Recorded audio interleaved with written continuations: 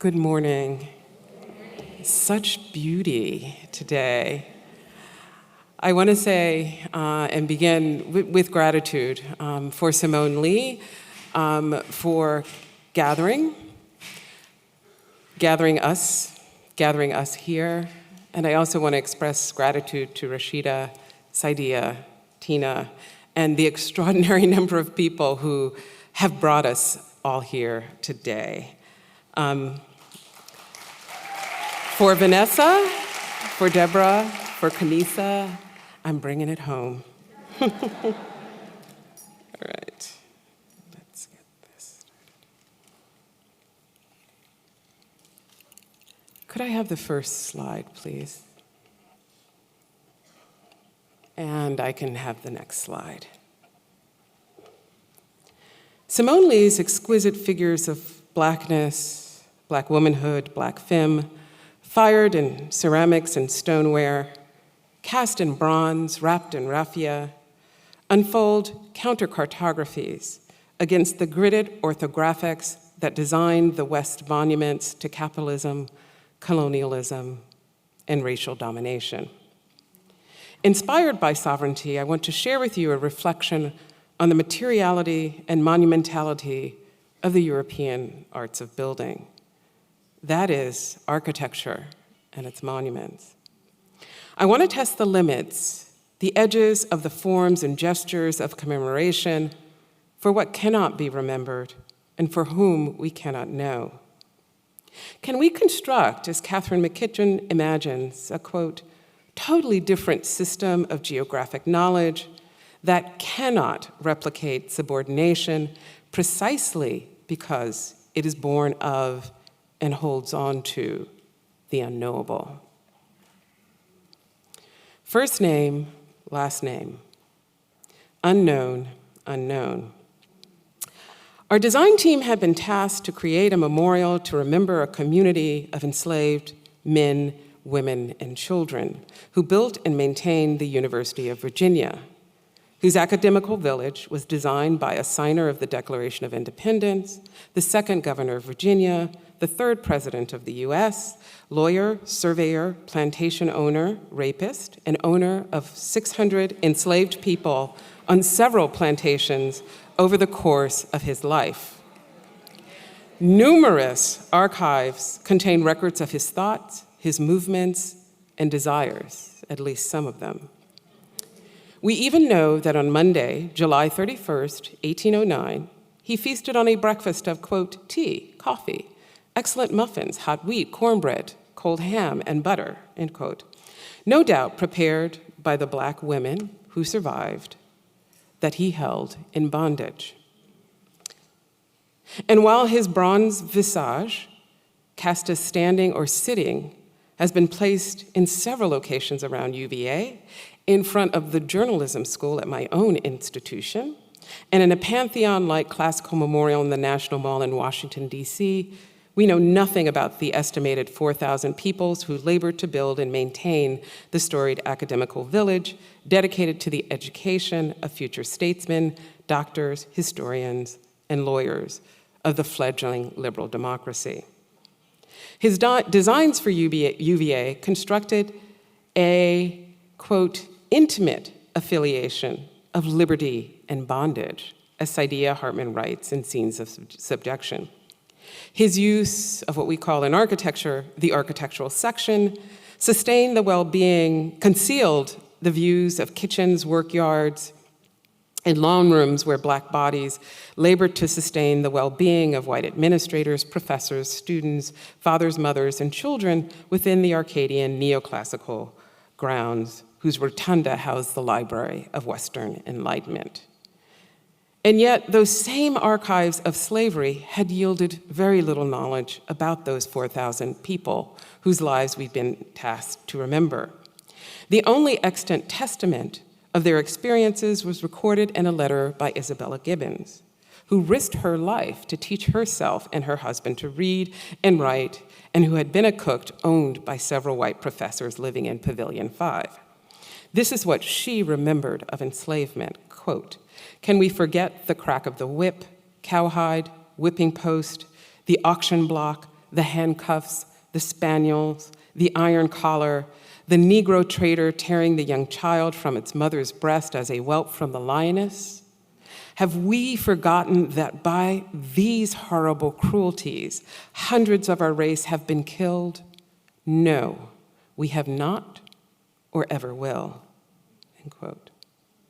So in October 2016, before we committed ideas to paper, so to speak, we worked with local institutions to host public forums where people shared their aspirations, desired meanings, questions of even the visibility of the memorial, and the relevance of it to the current moment.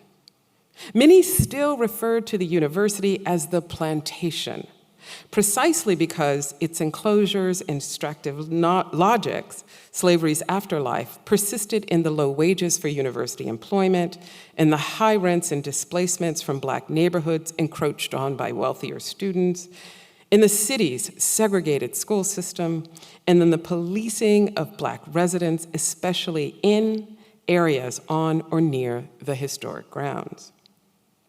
At our meetings in church basements and community centers, one consistent request we heard was that the memorial had to be truthful to have legitimacy. Another was that we had to express dualities, not only their pain and suffering, but also their dignity, resilience, and humanity. It was deemed vital that the memorial name names of those whose lives had been erased not only from UVA's grounds, but also from history. Now, in early renderings of the project prior to archival study, we had imagined that the names would appear in vertical columns on the memorial's granite surface. Eventually, working in collaborations with historians studying slavery at the university, the archives yielded the following examples. 1820, Rhoda, unknown. UVA rents, quote, Negro named Rhoda, end quote, from an estate in 1820 for $20. X writes, quote, I'm truly sorry for Rhoda's illness and am afraid that by this she must be dead. Her son Winston comes to see what has become of her, if she is alive. I will thank you to inform him of the state of her case, end quote. 1825, Black woman, unknown. Letter commenting on the death of, quote, one of Mr. X's Black women from typhoid fever. 1836, unknown, a woman. 1843, Harriet, unknown. X to X mentions enslaved woman Harriet, who was, quote, troublesome, is now rented out for $10 in the country.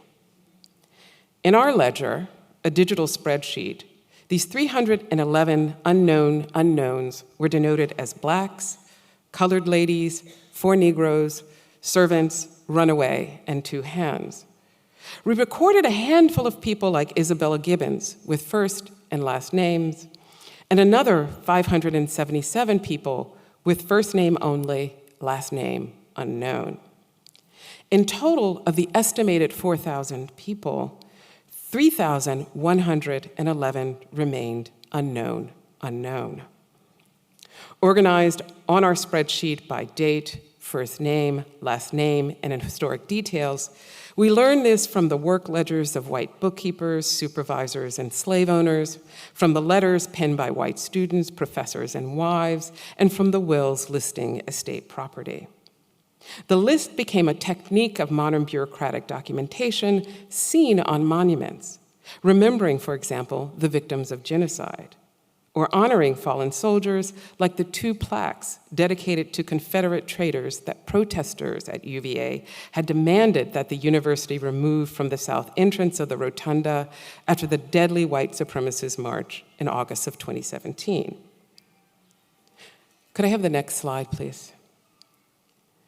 So how could we not avoid the archival resonances of Gibbons' horrible cruelties by retaining the list as a form of remembrance common to the Western monument? What if we refused legibility? As much as we were tasked to name names, could I have the next, please?